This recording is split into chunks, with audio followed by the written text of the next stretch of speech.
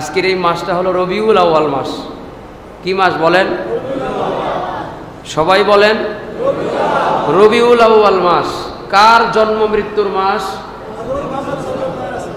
সবাই পুরা নাম সুন্দর করে বলেন। কে? হ্যাঁ, নবীজির নামের শেষে কি পড়তে হয়?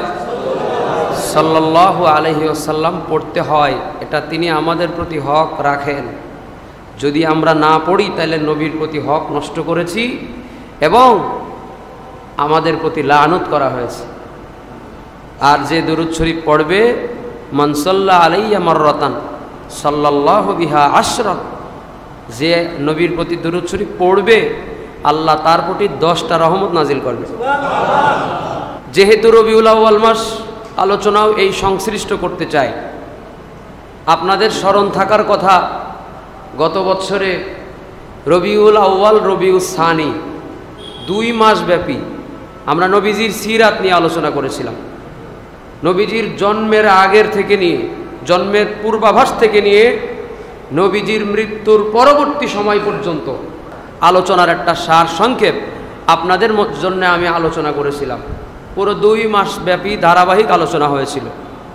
আপনারা অনেক ব্যস্ততা থাকা সত্ত্বেও এই জুমাগুলো বাইরে না পড়ে এখানে পড়ার জন্য অনেক চেষ্টাও করেছেন এবং আমি মনে করি ওই আলোচনায় অনেক মানুষের অনেক পরিবর্তন এসেছে। নবীজির জীবনী নিয়ে আমাদের জানার সুযোগ হয়েছিল এবং অবশেষে নবীজির জীবনীটা যেন ঘরে ঘরে পৌঁছে যায়। আর রহিকুল মাখতুম একটা কিতাব সাজেস্ট করেছিলাম, কিতাবটাও আপনারা অনেকে সেটা নিয়ে ঘরে রেখেছেন। আর নবীজির জন্ম কত সালে? 570। কি বার? কি বার? কোন মাস? রবিউল আউয়াল মাস। কোন মাস? কোন সময়? সুবহে সাদিকের সময়, ফজরের আগের মুহূর্ত, সুবহে সাদিকের সময়। সুবহানাল্লাহ বলেন। পবিত্র একটা সময়। 24 ঘন্টার ভিতরে সব থেকে পবিত্র ওয়েদার সুবহে সাদিকের সময়। কারণ এই সুবহে সাদিকের ওয়েদারে কোনো মদখোরের নিঃশ্বাস এই বাতাসের সঙ্গে মিশে না, কোনো গুনাহগারের নিঃশ্বাস এই বাতাসের সঙ্গে মিশে না, কোনো পাপিষ্টের নিঃশ্বাস এই বাতাসের সঙ্গে মিশে না।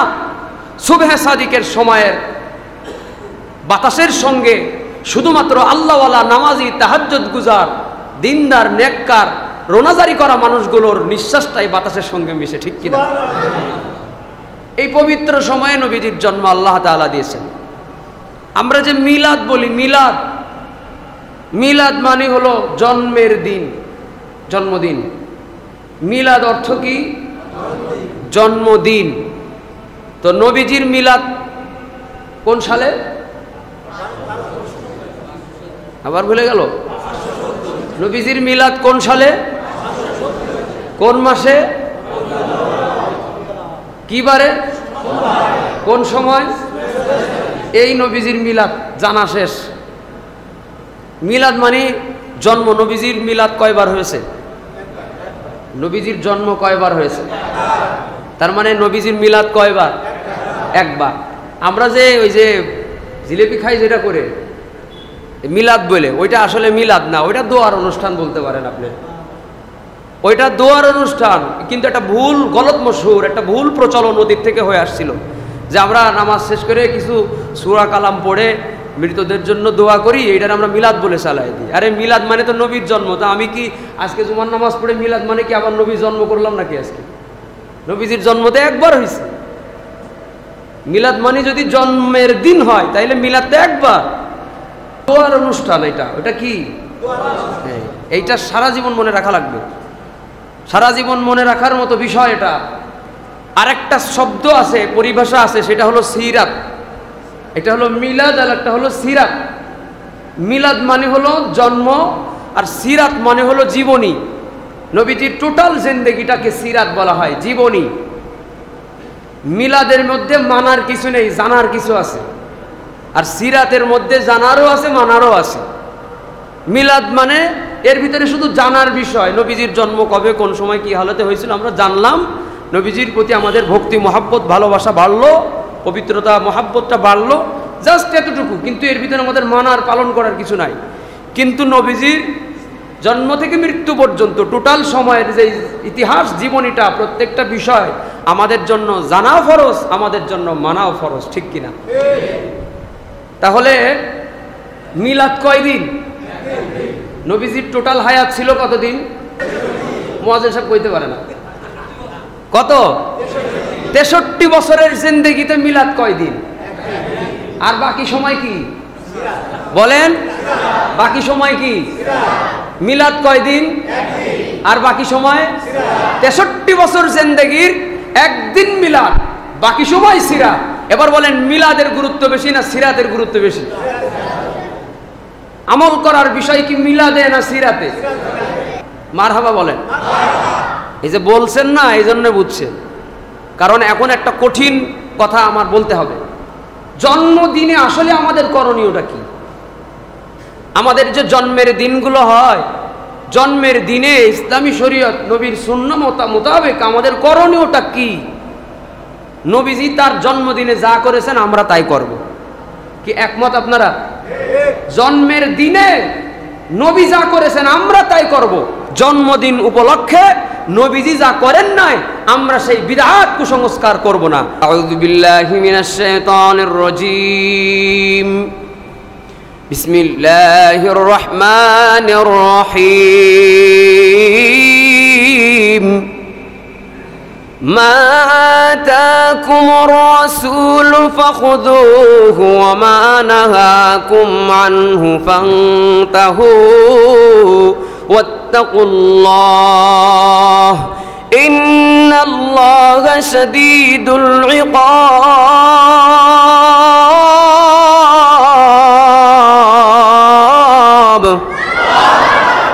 সূরাতুল হাসর 7 নম্বর আয়াতে কারিমার মধ্যে জানায় দিয়েছেন, মা আতাকুমুর রাসূলু ফাখুযূহু। ও উম্মতি মুহাম্মাদেরা, নবী যেটা নিয়ে আসছেন ওইটা তোমরা গ্রহণ করো। ওমা নাহাকুম, নবী যেটা নিষেধ করেছেন ওইটা তোমরা বর্জন করো। নবী যেটা নিয়ে আসছেন ওইটা আমরা গ্রহণ করব, নবী যেটা নিষেধ করেছেন ওইটা আমরা বর্জন করব। বলেন নবী যেটা নিয়ে আসছেন ওইটা আমরা কি করব? সবাই বলেন নবী যেটা দিয়ে গেছেন নিয়ে আসছেন ওইটা আমরা কি করব? নবী যেটা নিষেধ করছে ওইটা আমরা কি করব? আমার জান চলে যাবে, কিন্তু নবী যেটা নিষেধ করেছেন ওইটা আমি করতে পারবো না, ঠিক কিনা? এর নাম হলো আশিকে রাসূল। এই জন্যে জন্মের দিনে তাহলে নবী কি করছেন? এই আয়াত থেকে শিক্ষা পাইলাম, নবী যেটা আমাদের জন্য দিয়ে গেছেন ওইটা আমরা গ্রহণ করব। আসলে জন্মের দিনে নবী কি করছেন সেটা আমরা একটু হাদিস শরীফের আলোকে শোনাত। মুসলিম শরীফের 2637 নম্বর হাদিসের একটা অংশ। সাহাবীরা জিজ্ঞাসা করছিল, নবী আপনি সোমবারে কি এর রোজা রাখেন? নবী বলছিলেন, আমি সোমবারে আমার জন্মদিনের রোজা রাখি। সুবহানাল্লাহ। আমি সোমবারে রোজা রাখি এজন্য দুটো কারণ বলেছেন। একটা বলেছেন সোমবারে আমার জন্ম, আর একটা হলো সোমবারের দিন আমার উপরে আল্লাহ তাআলা নবুয়ত দান করেছিলেন, অর্থাৎ কোরআন আমার উপরে যেদিন নাজিল হয়েছিল সেই দিনটাও সোমবার ছিল। সুবহানাল্লাহ। দুটো কারণ নবী দেখিয়েছেন, এই দুটো কারণে নবী সোমবারের দিন রোজা রাখতেন। কেউ যদি মনে করে নিজের জন্মের দিন উপলক্ষে কোনো কিছু করতে চায়, তাইলে তার জন্ম কোন বছরের কোন সালের কি বারে ছিল প্রত্যেক সপ্তাহে সেই বারে যদি রোজা রাখে, তাইলে জন্মের দিন জন্মদিন উপলক্ষে নবীর সুন্নাত অনুযায়ী করণীয় কাজটা করেছে। এই মুহাব্বতের কারণে, এই সুন্নাত পালনের কারণে আল্লাহ তাআলা কবুল করলে নবীর সঙ্গে তার হাসর হয়ে যেতে পারে। কিন্তু আমার দেশের মানুষেরা জন্মদিন পালন করার সময় 5 পাউন্ড 10 পাউন্ডের কেক, ওটার উপরে আবার নাম লিখে তারিখ লিখে ওটা বাড়ি নিয়ে আসবে, বেলুন নিয়ে আসবে, মোমবাতি নিয়ে আসবে, ফটকা নাকি পটকা ওইগুলো নিয়ে আসবে, জরি যে উড়ায় ওইগুলো নিয়ে আসবে, ব্যানার টাঙাবে, আয়োজন করবে, সবাই ঘড়ি ধরে থাকবে। টাইম যখন হবে হ্যাপি বার্থডে টু ইউ, ঠিক কিনা? হাত তালি দিয়া দিয়া সবাই বলে happy birthday to you. Hi hi, তোমার জন্মদিন শুভ হোক, সুখী হোক। এই তো এই যে হাত তালি দিয়ে দিয়ে, হাত তালি দিলে খুশি কি নবী হয়? আর হাত তালি দিলে খুশি নবী হয়? তো কোন বেটা হয়? ইন্নাশ শাইতানা লিল ইনসানি আদুউম মুবিন। আমাদের প্রকাশ্য শত্রু এটার নাম হলো শয়তান। ওই হাততালি দিলে খুশি হয় শয়তান। শয়তান খুশি করে তুমি কইতেছো তোমার জন্মদিন শুভ হোক, তোমার জন্মদিন অশুভ হবে। ঠিক কিনা? তোমার জন্মদিন অশুভ হবে, কারণ তুমি রোজার মাধ্যমে জন্মদিন পালন না কইরা তুমি শয়তান খুশি করার মাধ্যমে জন্মদিন শুভ হওয়ার যে অনুষ্ঠান আনুষ্ঠানিকতা করেছো, এটার মধ্যে নবীর কালচার নাই, শয়তানের খুশি করার কালচার আছে। আমরা এতটুকু অন্তত শিক্ষা গ্রহণ করলাম, জন্মদিন উপলক্ষে যদি কিছু করতে আমাদের ইচ্ছা হয়, কি করতে হবে বলেন? কি করতে হবে? যতগুলো নামাজি মুসল্লি অন্তত আমার এখানে আছেন, আপনার বাড়িতে আজকের থেকে কোনো বাচ্চার জন্মদিন উপলক্ষে কেক কাটাকাটির কালচার হবে না, ইনশাআল্লাহ বলেন। যদি আপনি আশিকে রাসূল দাবি করে থাকেন, মুহাম্মাদুর রাসূলুল্লাহ পয়গম্বরে আরবীর শাফাত আপনার লাগে, তাহলে আপনার বাড়িটাকে নবীর পরিবারের রঙে রঙিন করে ফেলেন। নবীর পরিবারটা যেই রং ছিল, আপনার পরিবারের কালচারটার ভিতরে সেই রং আসতে হবে। আপনার বাচ্চাকে বলে দিবেন, তোমার জন্মদিন উপলক্ষে আমি রোজা রেখে দিব, তোমার বয়স হইলে তুমি রোজা রেখে দিও, ইফতার তুমি আমার সাথে করবা জন্মদিন উপলক্ষে। কিন্তু জন্মদিন উপলক্ষে কোনো কেক কাটাকাটির কালচার কোনো মুসলমানের কালচার হতে পারে না। আমাদের দেশের এক শ্রেণীর টুপিদারিওয়ালারা পর্যন্ত এই রবিউল আউয়ালে বড় কেক কেটে হ্যাপি বার্থডে টু ইয়া রাসূল এই কাজ করে। হ্যাপি বার্থডে টু ইয়া রাসূল কয়া কয়া নবীর জন্মদিনের কেক কাটে। এইরকম একটা শ্রেণীও আছে। যেহেতু নবীর জন্মদিনে হ্যাপি বার্থডে টু ইয়া রাসূল কয়, তার মানে এরা যে নিজেদের পারিবারিক বাচ্চাদের জন্মদিন উপলক্ষে যে হ্যাপি বার্থডে টু কেক কাটে, এইটা তো আর জানতে আর আমাদের বাকি রইল না। নবীর জন্মদিনেও যদি তারা এই কাজ করে, আসলে নামে আশেকে রসুল, কামে হলো আশেকে শয়তান। ঠিক কিনা বলেন? তোমার থেকে হাজার মাইল আমার বসবাস, হয়নি যাওয়া তোমার বাড়ি মনটাই উপবাস। তোমার থেকে হাজার মাইল আমার বসবাস, হয়নি যাওয়া তোমার বাড়ি মনটাই উপবাস। তবু ভালোবাসা তোমার জন্য আছে 12 মাস। ইয়া নবী ইয়া নবী, তোমায় নিয়ে মন জমিনে চলছে প্রেমের চাষ, তোমায় নিয়ে মন জমিনে চলছে প্রেমের চাষ। দেহ আমারে জমিনে মনটা মদিনায়, স্বপ্ন যোগে যাই ছুটে যাই তোমার আঙিনায়। দেহ আমারে জমিনে মনটা মদিনায়, স্বপ্ন যোগে যাই ছুটে যাই তোমার আঙিনায়। তবু ভাল লাগে না তোমায় ছাড়া এখনো বিলাস, তোমায় নিয়ে মন জমিনে চলছে প্রেমের চাষ, তোমায় নিয়ে মন জমিনে চলছে প্রেমের চাষ। মারহাবা বলেন। নবীজিকে যেই জায়গায় পাঠানো হয়েছে, খুব গুরুত্বপূর্ণ কথা, ডানে বামে কম তাকাবেন, উকি ঝুঁকি কম মারবেন, কোনো টেনশন নাই। নবীজিকে যেই জায়গায় পাঠানো হয়েছে সেই ভূমিটার নাম বলা হয় জাজিরাতুল আরব। কি বলা হয়? মুখ উচ্চারণ করে বলেন, কি বলা হয়? জাজিরাতুল আরব। কি মুয়াজ্জিন সাহেব মুখস্থ হয়েছে তো? আপনি তো কাজ বন্ধ করেন, শুধু বয়ান শুনেন, কেউ আসলে কইবেন যে পরে। জাজিরাতুল আরব, এটার অর্থ হলো আরব্য উপদ্বীপ, আরবের একটা উপদ্বীপ। জাজিরাতুল আরব অর্থ হলো আরবের আরব্য একটা উপদ্বীপ। বিষয়টা কি মনে থাকবে? আপনারা দ্বীপের নাম শুনছেন, একটা হলো দ্বীপ আর একটা হলো উপদ্বীপ। দ্বীপ বলা হয় সাগরের মাঝখানে এক খণ্ড মাটি, সেটা 100 কিলোমিটারও হতে পারে, 1 কিলোমিটারও হতে পারে, কিন্তু সাগরের মাঝখানে যেই মাটিগুলো থাকে ওইটাকে বলা হয় দ্বীপ। এই মাটির চারপাশে পানি, মাঝখানে মাটি। এটা আল্লাহর লীলা খেলা, আল্লাহ করে দিয়েছে। যেমন বাংলাদেশের সেন্ট মার্টিন, যেখানে গন্ডগোল চলতেছে, সেন্ট মার্টিন দ্বীপে আমি গিয়েছি।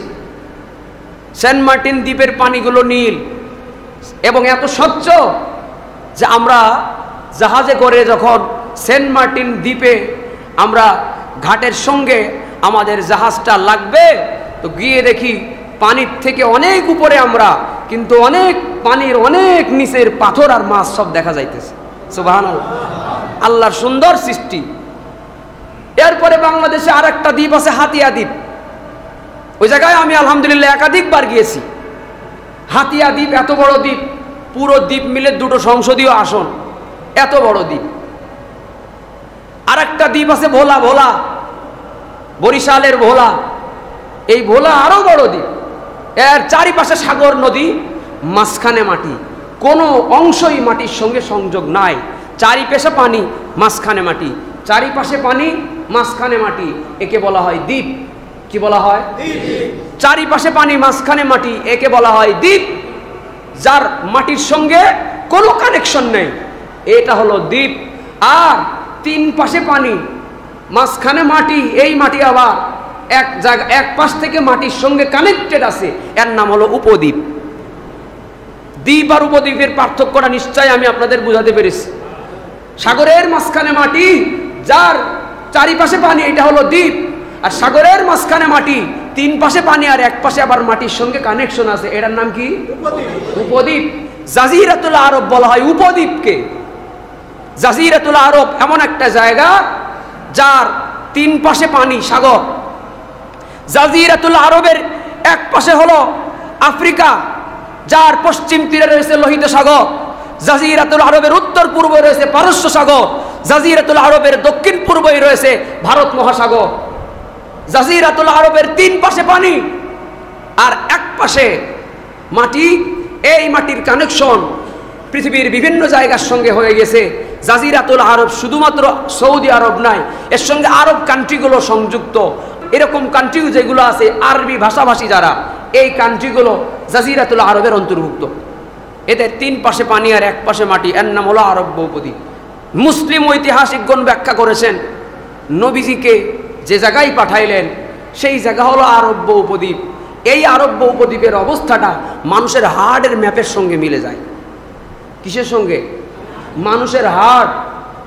আমি গতকাল সারা রাত এই ডাক্তারি বিদ্যা গুগল সার্চ করে করে হার্টের চেহারা দেখার চেষ্টা করছি, হার্টের শিরা উপশমগুলো নিয়ে দেখার চেষ্টা করছি, হার্টের ম্যাপটা দেখার চেষ্টা করছি। তো দেখলাম যে মুসলিম ঐতিহাসিকগণ যে বলেছেন আমাদের আরব্য উপদ্বীপকে জিওগ্রাফিক হার্ট বলা হয়, অর্থাৎ আমাদের যে হার্টটা আছে এই হার্টেরও 3 পাশে শূন্য, এক পাশে সংযোগ। ঠিক কিনা? আমাদের হার্টটাও এই যে পাঞ্চ করতেছে, আমরা নিঃশ্বাস নিতেছি, হাত দিলেই ধরপড় করতেছে। আমাদের এই হার্টটা 3 পাশে খালি শূন্য ও ঝুলতেছে, এক পাশে বোটা। যত শিরা উপশিরা, হার্টের উপর দিয়ে ছোট ছোট টিস্যুর মতো করোনারি যে টিস্যুগুলো আছে, এগুলো সব একটা নালি দিয়ে বের হয়েছে। 3 পাশে কিচ্ছু নাই, খালি ঝুলতেছে, এক পাশে নালি, এক পাশে নালি। জাজিরাতুল আরব 3 পাশে পানি, এক পাশে মাটি, হার্ট 3 পাশে খালি, এক পাশে সংযোগ। জাজিরাতুল আরবকে মানুষের হার্টের সঙ্গে তুলনা করা হয়েছে। আল্লাহ তাআলা নবীজিকে পৃথিবীর হার্টের মধ্যে পাঠাইছেন। হার্ট হলো এমন জিনিস যা অ্যাটাক করলে আর মানুষ বাঁচে না। মানুষের টোটাল বডির মূল জিনিসের নাম হলো হার্ট। সুবহানাল্লাহ।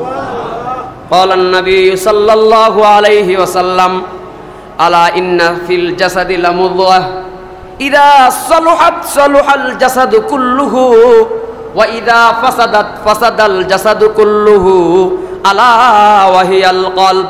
সাবধান মানুষেরা, মানুষের 3.5 হাত বডির মধ্যে একটা গুরুত্বপূর্ণ গোশতের টুকরা আছে, তার নাম হলো কলব। এটা যখন ভালো থাকে টোটাল বডি ভালো হয়ে যায়, এটা যখন খারাপ থাকে টোটাল বডিটাই খারাপ হয়ে যায়। যেটার নামই গোশতের টুকরা, যেই গোশতের টুকরা ভালো হইলে, যেই গোশতের টুকরাটা একটা মেইন জিনিস, আসল জিনিস, ওটা ভালো হয়ে গেলে পুরা মানুষের বডি ভালো হয়ে যায়। ওইটা খারাপ হয়ে গেলে পুরা মানুষের বডিটাই খারাপ হয়ে যায়।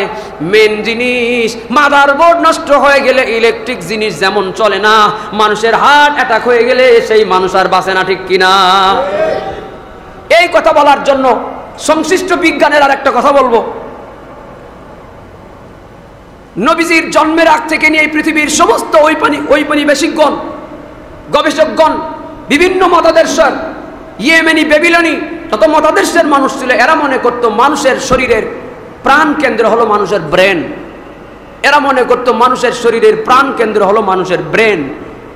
ব্রেনটাই মূল জিনিস। ব্রেন থেকেই মানুষের শরীরের মধ্যে সমস্ত কিছু পাস হয়ে যায়।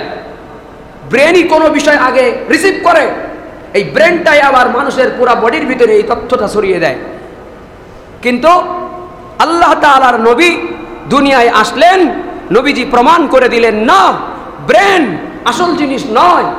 কোরআনের মাধ্যমে নবীজি বলে দিলেন হার্ট হলো আসল জিনিস। সুবহানাল্লাহ। সূরাতুল বাকারা 10 নম্বর আয়াতে আছে, ফি কুলুবিহিম মারাদুন ফাযাদাহুমুল্লাহু মারাদা, ফি কুলুবিহিম মারাদুন ফাযাদাহুমুল্লাহু মারাদা। মানুষের ভেতরে যে কলব আছে ওইটার মধ্যেও কিন্তু রোগ ব্যাধি হয়। ফি কুলুবিহিম মারাদ ফাযাদাহুমুল্লাহু মারাদা। যারা ইসলামকে গ্রহণ করে নাই, ঈমান আনে নাই, এদের অন্তরের মধ্যে আল্লাহ তাআলা, এদের কলবের মধ্যে আল্লাহ তাআলা রোগ ব্যাধি বাড়ায় দেন, বৃদ্ধি করে দেন। এদের জন্য আল্লাহ তাআলা যন্ত্রণাদায়ক শাস্তি নিহিত করে রাখছে। এই হার্ট নিয়ে কোরআন শরীফের আরো অনেকগুলো আয়াতে আল্লাহ তাআলা এভাবে বুঝাতে চেয়েছেন যে হার্ট হলো মানুষের শরীরের মূল জিনিস। আর এই গবেষকরা এতদিন বলতো ব্রেন হলো মানুষের মূল জিনিস। বহু বছর আমার পৃথিবীর বিজ্ঞানীরাও মনে করেছে মানুষের ব্রেন হলো আসল জিনিস, শরীরের প্রাণ কেন্দ্র হলো ব্রেন। আর নবীর কথা, কোরআনের কথা, শরীরের প্রাণ কেন্দ্র হলো হার্ট। আধুনিক বিশ্বের বিজ্ঞানীরা গবেষণা করতে করতে দেখেছে মানুষের ব্রেন স্ট্রোক করার পরেও মানুষ পাগল হয়ে অনেকে বেঁচে থাকে, কিন্তু মানুষের হার্ট অ্যাটাক হওয়ার পরে এই মানুষ আর কোনোদিন বেঁচে থাকে না। ঠিক কিনা? হার্ট অ্যাটাক হওয়ার পরে মানুষ বাঁচে না, পূর্ণাঙ্গ হার্ট অ্যাটাক হওয়ার পরে মানুষ বাঁচে না। ব্রেন স্ট্রোক করার পরে মানুষ বাঁচে, বহু বছর বাঁচে। হয় জবান বন্ধ হয়, না স্মৃতিশক্তি লোপ পেয়ে যায়, পাগল হয়ে যায়, অথবা কোনো একটা সমস্যা থাকে, কিন্তু জানটা অন্তত নিয়ে বেঁচে থাকে। কিন্তু পরিপূর্ণ হার্ট অ্যাটাক যার হয়ে যায়, 1 সেকেন্ড সে টাইম দেয় না, 1টা সেকেন্ড সে টাইম দেয় না। কারণ ডাক্তারি বিদ্যা নিয়ে সায়েন্স গবেষণা যারা করেছে তারাও বলেছে আমাদের এই হার্ট থেকে শিরা উপশিরাগুলো, টিস্যুগুলো, করোনারি টিস্যুগুলো ভেতর দিয়ে আমাদের ব্রেন পর্যন্ত চলে যায়। কোনো কিছু যখন আমাদের সামনে আসে, এটা আগে আমাদের হার্ট ক্যাপচার করে, এই হার্ট তথ্যগুলো ব্রেনের কাছে পাঠায়। হার্ট পাঠায় তাই ব্রেন পায়, হার্ট না পাঠাইলে ব্রেন পাইতো না। যে জিনিস মূল জিনিস সে তার শাখা উপশাখার কাছে পাঠায়। কোরআন বলে দিয়েছে আমাদের হার্ট মূল জিনিস। হার্ট যদি ভালো হয়ে যায় পুরো বডি ভালো হয়ে যাবে। হার্ট যদি ভালো থাকে পুরো মানুষ জিন্দা থাকবে। হার্ট যদি নষ্ট হয়ে যায় পুরো মানুষ নষ্ট হয়ে যাবে। পৃথিবীর হার্ট, পৃথিবীর জাজিরাতুল আরবকে হার্টের ডিজাইন, হার্টের গ্রাফিক্সের সঙ্গে তুলনা করে মুসলিম ঐতিহাসিক বলেছেন পৃথিবীর হার্টের মতো জায়গায়, পৃথিবীর মিডিল জায়গার মধ্যে আল্লাহর নবীকে পাঠাইয়া আল্লাহ তাআলা দুনিয়াবাসীকে বুঝাই দিয়েছেন পৃথিবীর হার্ট মূল জায়গায়, মাঝখানের জায়গায় নবী আপনাকে আমি পাঠাইলাম। মাঝখান থেকে আপনি খতমে নবুয়ত ছড়াইবেন, সুন্নাত ছড়াইবেন, আপনি কোরআন ছড়াইবেন, সারা পৃথিবীর মানুষ সমানভাবে পেতে থাকবে। এবং হার্ট বেঁচে না থাকলে, হার্ট ভালো না থাকলে, পুরা বডি যেমন ভালো না থাকে, আরব যদি ভালো না থাকে পৃথিবী ভালো থাকবে না। আরব যত ভালো হবে পৃথিবী তত ভালো হবে। আরব যদি দালাল হয়, আরব যদি মক্কর হয়, আরব যদি সিনেমা চালু করা দেশ হয়, পুরো পৃথিবীর মুসলমানদের অবস্থা করুণ হয়ে যাবে। কারণ এটা হার্ট খারাপ হয়ে গেলে অঙ্গ প্রত্যঙ্গ ভালো থাকে না। এজন্যই বাংলাদেশ থেকেও আমরা আরবের শাসকদের অশ্লীল কর্মকাণ্ডের বিরুদ্ধে আমরা কথা বলি। কারণ আমাদের হার্ট ঠিক নয়। হার্ট অ্যাটাক হয়ে গেলে পৃথিবী অ্যাটাক হয়ে যাবে। আরো একটা ব্যাখ্যা হলো শরীরের মূল জিনিস যেহেতু হার্ট, এটার যত্ন নেওয়া লাগবে। এটা ভালো হলে পুরো বডি ভালো হবে, এটা খারাপ হয়ে গেলে পুরো বডি খারাপ হবে। হার্টের মতো জায়গায় রহমতুল্লিল আলামিনকে যে আল্লাহ নবীকে পাঠাইছেন, হার্টের উপরে পাঠাইছেন। সুতরাং ওই নবীকেও তোমাদের হার্টের মতো গুরুত্বপূর্ণ ব্যক্তি মনে করে, ওই নবীকে তোমরা গুরুত্বপূর্ণ ব্যক্তি মনে করে, ফার্স্ট সাবজেক্ট মনে না করে, দ্বিতীয় তৃতীয় পার্সন মনে না করে, তোমার জীবনের একমাত্র মডেল হিসাবে ওই হার্টের উপরে যেই নবীকে আল্লাহ পাঠাইছেন, এই নবীকে তুমি জীবন আদর্শ হিসেবে গ্রহণ করা তোমার জন্য এতটাই অপরিহার্য। তোমার হার্ট, তোমার শরীরটা বেঁচে থাকার জন্য যতটা অপরিহার্য, নবীকে তুমি শাফাআত নিয়ে জান্নাত পর্যন্ত যেতে হলে নবীকে হার্টের মতো গুরুত্ব দিয়ে ভালোবেসে মান্য করে জীবনযাপন করা হার্টের মতো এতটাই গুরুত্বপূর্ণ। সুবহানাল্লাহ। একটা উদাহরণ দিয়ে আমি সামনে আগাবো। একটা গোল বড় পুকুর, জলাশয়, তার মাঝখানে যদি আপনি একটা ঢিল মারেন মাঝখানে, তাহলে একটা তরঙ্গ, একটা ঢেউ তৈরি হবে কিনা? মাঝখানে যদি ফেলান, চারপাশ থেকে সমান সমান তালে এই ঢেউগুলো তৈরি হবে। আস্তে আস্তে এই ঢেউ বাইতে বাইতে কিনারা পর্যন্ত চলে যাবে, চারি কিনারায় সমান গতিতে পৌঁছাবে। ডান মানে এর গোল জিনিসের তার ডান বামও বলা যায় না, সমস্ত কিনারায় মাঝখানে যদি পড়ে থাকে, মিডিলে যদি পড়ে থাকে, সমানভাবে চারিকোলে এই ঢেউটা যে পৌঁছাবে পৃথিবীর মধ্যম জায়গা জাজিরাতুল আরব, এই জায়গায় নবীজিকে আল্লাহ তাআলা পাঠাইয়া নবীজিকে আল্লাহ বুঝাই দিয়েছেন, নবী মূল জায়গায় আপনাকে আমি পাঠালাম এজন্যে যে আপনি ওখান থেকে পুরা পৃথিবীব্যাপী দাওয়াতের কাজের এই স্রোতধারা সমানভাবে যেন আপনি বন্টন করতে পারেন। এজন্যই বিদায় হজের ভাষণের সময় নবীজি সুওয়ালাক্ষ সাহাবীদের সামনে বলে দিয়েছিলেন, বাল্লিগু আন্নী ওয়ালাউ আয়া, আমার বাণী পৃথিবীবাসীর সামনে পৌঁছে দিও। ওখান থেকে অনেক সাহাবীরা বাড়িতে বউ বাচ্চা বাপমার কাছে বিদায় নেওয়ার জন্যই যায় নাই, যেই ঘোড়া আর উঠে চড়ে নবীর বিদায় হজের ভাষণ শুনতে আসছিল, ওই উঠে আর ওই ঘোড়ায় চড়েই যার উট আর ঘোড়ার মুখ যেদিকে ছিল সেই দিকে ঘোড়া হাঁকাইয়া ইসলামের দাওয়াত পৌঁছানোর জন্য তারা ঘোড়া হাঁকিয়ে চলে গিয়েছিল। চীন দেশের মাধ্যমে হিন্দুস্তান হয়ে আমাদের বাংলাদেশ পর্যন্ত সাহাবীদের মাধ্যমে ইসলাম এসেছে। অন্য অন্য দেশে অন্য মাধ্যমে ইসলাম পৌঁছায়, সোনার বাংলাদেশে সাহাবীর মাধ্যমে ইসলাম পৌঁছেছে বিধায় এদেশের মধ্যে মানুষ যতই পাপচার করুক, ইসলামের শেকড় উপড়ানোর জন্য যদি কেউ চেষ্টা করে, জনগণ তারা নিস্তার দেয় না। কারণ এদেশের মধ্যে ইসলাম এসেছে সাহাবীর মাধ্যমে। সাহাবীর মাধ্যমে যে দেশে ইসলাম আসে সেই দেশের মানুষের ঈমান কখনো দুর্বল হতে পারে না, ঠিক না? এজন্য সাহাবীর মাধ্যমে আমাদের দেশে ইসলাম এসেছে। যাই হোক, আমাদের নবী জিওগ্রাফিক হার্ট, পৃথিবীর হার্ট, মূল জায়গায় আল্লাহ তাআলা পাঠাইছেন। নবীজিকে হার্টের থেকে বেশি ভালোবাসতে হবে, নবীজিকে জীবনের থেকে বেশি ভালোবাসা লাগবে। নবীজিকে ভালোবাসা, এটা হলো আমাদের ঈমান। এটা আমাদের কি ঈমান। আমানতু বিল্লাহি ওয়া মালাইকাতিহি ওয়া কুতুবিহি ওয়া রুসুলিহি। ওয়া রুসুলিহি মানে কি? রসুল সমূহের উপরেও ঈমান আনা লাগবে। আল্লাহর রসুল যারা আছে তাদেরকে রসুল বলে মানা লাগবে, এর নাম হলো ঈমানের নাম কি? আল্লাহর নবী বলেন, লা ইউমিনু আহাদুকুম হাত্তা আকুনা আহাব্বা ইলাইহি মিন ওয়ালিদিহি ওয়া ওয়ালাদিহি ওয়ান নাসি আজমাইন। আল্লাহর নবী বলেন, প্রত্যেকটা উম্মতি মুহাম্মদী আমার এই হাদিসটা শুনে রাখবা। আল্লাহর নবী বলেন, আমার যেই উম্মত নিজের জানের থেকেও আমি রসুলকে বেশি ভালো না বাসতে পারবে, লা ইউমিন, সে পরিপূর্ণ ইমানদার হতে পারবে না। যে মনে করে আমি কামেল ঈমান, পরিপূর্ণ ইমানদার হতে চাই, পরিপূর্ণ ইমানদার হতে গেলে সব কিছুর পাশাপাশি আগে নবীজিকে নিজের জীবনের থেকে, হার্টের থেকে, নিজের জানের থেকে, নিজের দুনিয়ায় যেই বউ বাচ্চা আছে, বংশের মানুষের আছে, মাল সম্পদ আছে, দুনিয়ার মধ্যে যাহা কিছু আছে, যত ধরনের মানুষ, যত ধরনের প্রাণী, যত ধরনের বস্তু, যত মোহাব্বতের মানুষ, যত কানেকশনের মানুষ, যত শ্রেণী দুনিয়ার মধ্যে আছে, এই সব কিছুর থেকে বেশি ভালোবাসাটা মদিনার পয়গম্বর মুহাম্মদুর রাসূলুল্লাহ সাল্লাল্লাহু আলাইহি ওয়াসাল্লামের জন্য আমার আপনার হৃদয়ের মধ্যে ওই রকম একটা ভালোবাসা লাগবে, অস্বাভাবিক ভালোবাসা লাগবে, ওরকম একটা সিরিয়াস ভালোবাসা। নবীর জন্য যার নাই তার ঈমান পরিপূর্ণ নয়। ওরকম একটা সিরিয়াস ভালোবাসা নবীর জন্য যার আছে তার ঈমানটা পরিপূর্ণ। সুবহানাল্লাহ।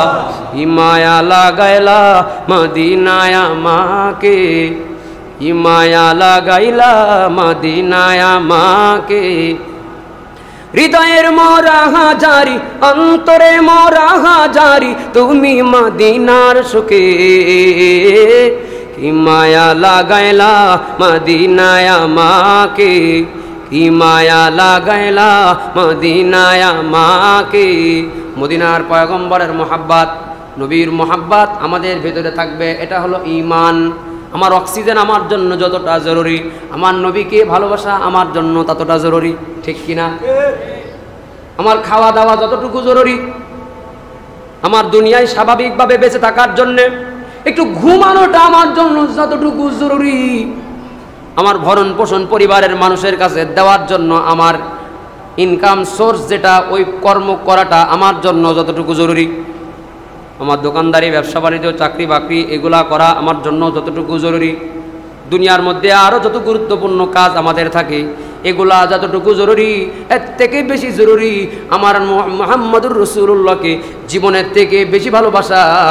স্বাভাবিক ভালোবাসা আর জীবনের থেকে বেশি ভালোবাসা এক নয়।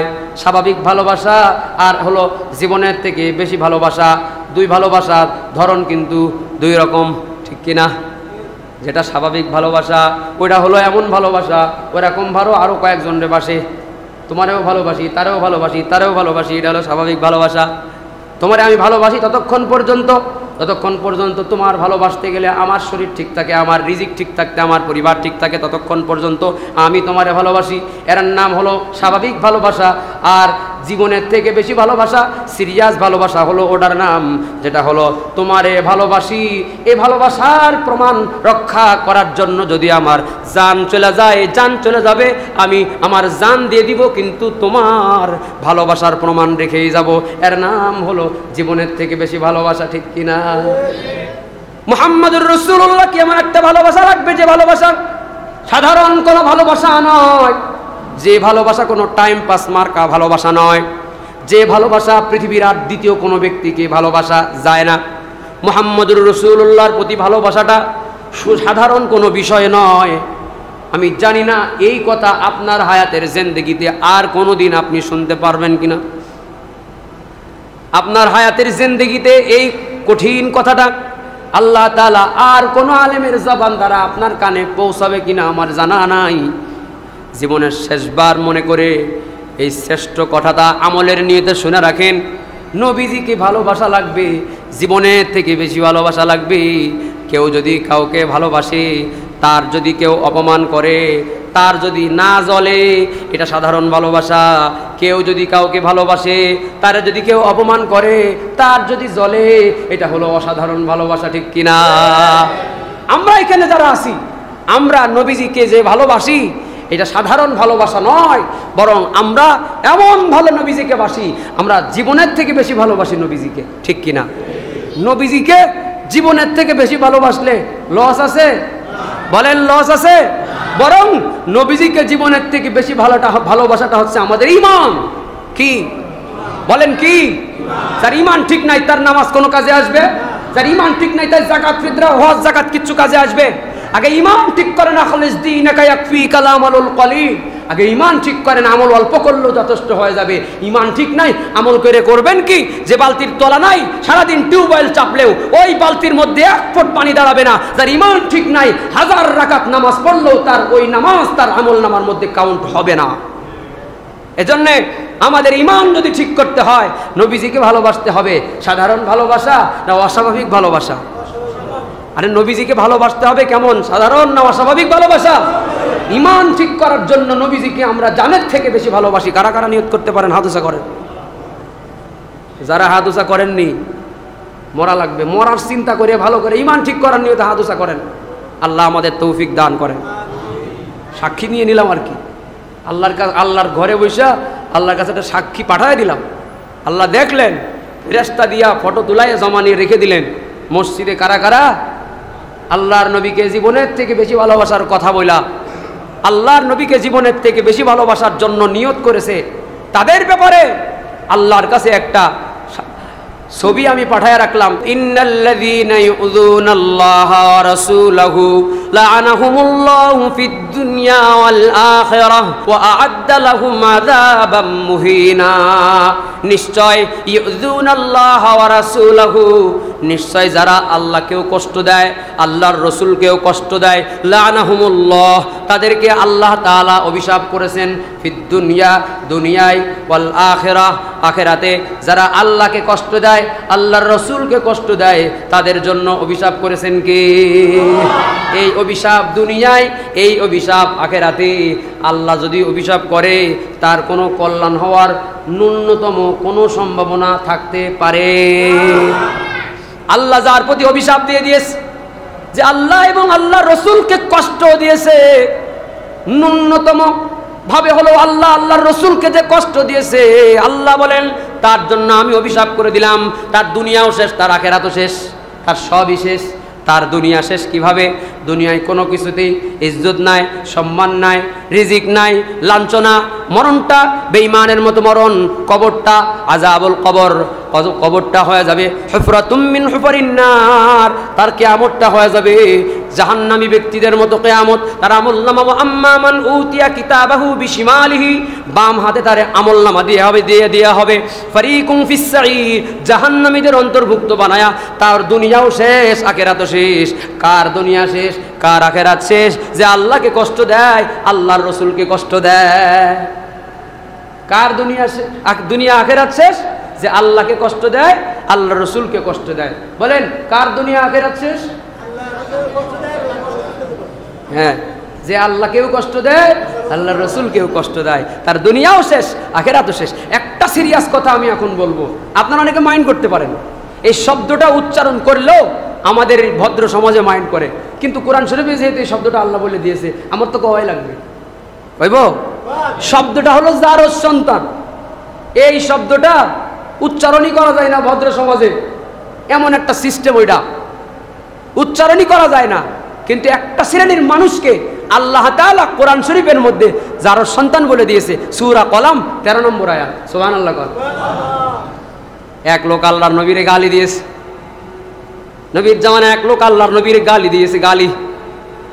গালি দেওয়া আমাদের মানুষের অনেক স্বভাব আছে, আমাদের বাংলাদেশের অনেক মানুষের স্বভাব আছে গালি দেওয়া। গালি দিতে দিতে সাধারণ মানুষেও গালি দেয়, সম্মানিত মানুষেও গালি দেয়, নিজের বাপরেও গালি দেয়, নিজের মারেও গালি দেয়, নিজের সন্তানরেও অমুকের বাচ্চা করে ফেলে। ও সন্তান কার বাচ্চা? ওর বাচ্চা না? কি বলেন? ও সন্তান কার? ওনার। নিজের সন্তানরেও অমুকের বাচ্চা, তমুকের বাচ্চা করে গালি দিয়ে ফেলে।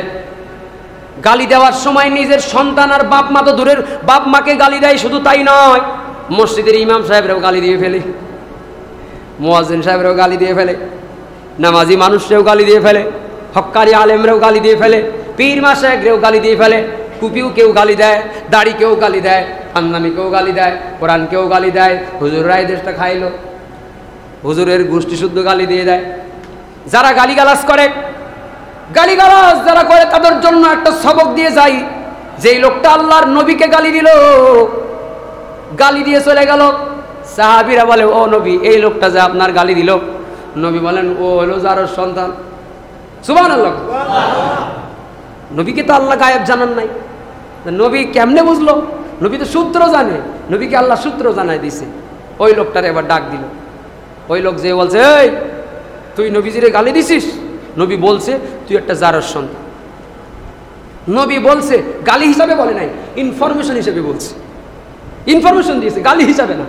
নবী যে গালি দিছে, এটা গালি, নবী যে জারজ সন্তান বলছে, এটা গালি হিসাবে নয়, তথ্য দিয়ে দিল যে তুই জারজ সন্তান। মক্কার মানুষেরা যত খারাপই হোক, মুহাম্মাদুর রাসূলুল্লাহ যত বিরোধিতা হোক, বিরোধিতাকারী হোক, এরা জানে মুহাম্মদ হলো আল আমিন। এরা জানে মুহাম্মাদের কোনো কথা অবান্তর কথা নয়, কোনো মিছা কথা মুহাম্মদ কোনোদিন কয় নাই। মুহাম্মদ কইছে মানে কথার মধ্যে সত্যতা আছে। এবারে ছেলেটা ওর মার কাছে চলে গেছে, মায়ের কাছে গিয়ে বলে, ও মা, আমি তোমার সন্তান হিসাবে আজকে এমন একটা প্রশ্ন করব, তুমি সুদা মতো উত্তর দিবা, কোনো কথা উল্টাপাল্টা করার চেষ্টা করবা না। মায়ের কাছে যে কইতেছে, মা, মুহাম্মদকে গালি দিছি, মুহাম্মদ আমারে জারজ সন্তান বলছে, আজ পর্যন্ত মুহাম্মাদের কোনো কথা মিথ্যা হয় নাই। পুরা মক্কার মানুষেরা জানে মুহাম্মদ কোনোদিন মিথ্যা কথা কয় না।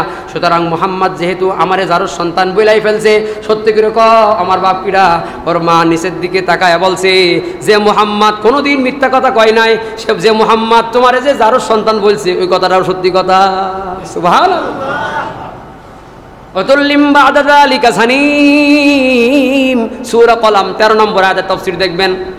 আগের আরো 4-5 আয়াত থেকে দেখতে দেখতে আসবেন। শুধু মাঝখানের একটা আয়াতের তাফসীর বুঝলে প্রসঙ্গ বুঝবেন না, কারণ এই প্রসঙ্গটা ওয়াদ্দু লাউ তুদহিনু ফায়ুদহিনুন, আরো 4-5 আয়াত আগের থেকে শুরু হয়েছে।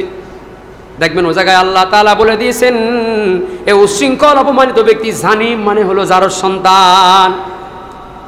আল্লাহর নবীর কাছে আবু লাহাবের পুত্র উতবা, আবু লাহাবের পুত্র, তাব্বাত ইয়াদা আবি লাহাবি ওয়া তাব, ওই আবু লাহাবের পুত্র, আবু লাহাবের পুত্র, আর নাম হলো উতবা।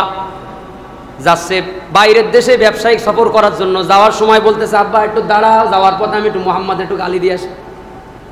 কি স্বাদের কাজ, আব্বা একটু দাঁড়াও, আমি যাওয়ার পথে মোহাম্মদের একটু গালি দিয়ে আসি।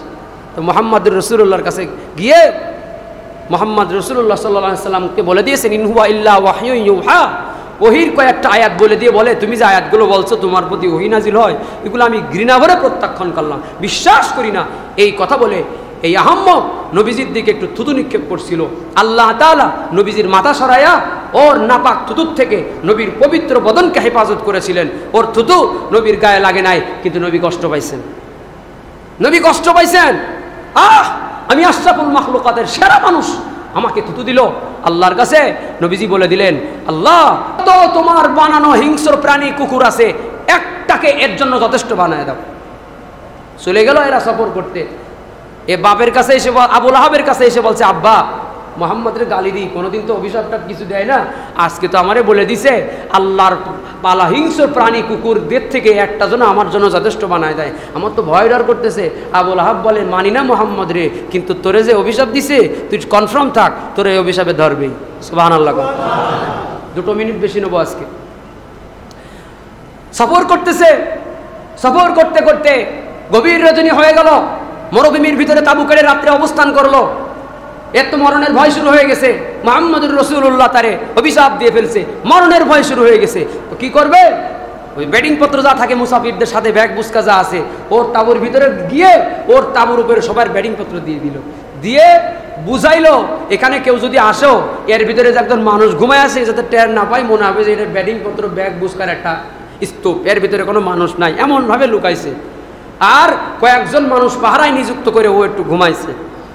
গভীর রজনী যখন হয়ে গেছে, কোথার থেকে জানে একটা হিংস্র বাঘ আসতেছে, পায়ের বাঘের হুঙ্কার আর পায়ের আওয়াজ পাইছে। সুবহানাল্লাহ। এ তাবুর ভেতর থেকে টার পাইছে, পর্দা একটু ফাঁকা করে দেখে বিশাল বড় হিংস্র বাঘ আসতেছে। এইবার প্রহরী যারা পাহারায় যারা আসছে এদেরকে বলতেছে আমার মনে হইতেছে ও আমারই খাবে, কারণ চোরের মন পুলিশ পুলিশ, ও বলতেছে ওই বাঘ হয়তো আমারই খাবে। ও প্রহরীরা তোমরা অস্ত্র ত্যাগ করো, তাড়াতাড়ি ধরো। প্রহরীরা বলে চাচা আপন প্রাণ বাঁচা, তোমারে বাঁচাইতে গিয়া এই গজবের প্রাণীর মারতে গিয়া উল্টো আমরা মরবো নাকি? তোমার ডিউটি করবো যতক্ষণ, আমার সেফটি যতক্ষণ, তোমার সেফটি দিতে গিয়া আমার জানের নিরাপত্তা নাই, ওই জায়গায় আমি তোমার সেফটি দিব না, মরলে তুমি মরো গা, আমার চাকরি থাক না থাক, এই বাঘের সঙ্গে যুদ্ধ করার ক্ষমতা আমাদের নাই। সুবহানাল্লাহ। অস্ত্র নিয়ে সবগুলো বসে নাই, অস্ত্র ফালাইয়া দিয়া ঘুমানোর ভান করে সবগুলো প্রহরীরা চলে আসছে। বাঘ এসে এসে এক একজনের পায়ে শুকে লোকটাকে, দ্বিতীয়জন তৃতীয়জন সবগুলো প্রহরীর পায়ে শুকে শুকে দেখে না উদ্বারে পায় নাই, সবগুলো ছেড়ে দিয়া ওই তাবুর ভিতরে গিয়া পায়ের মধ্যে শুকছে, টের পাইছে যে আসামিরে গ্রেফতার করার জন্য আসছে এটাই সেটা।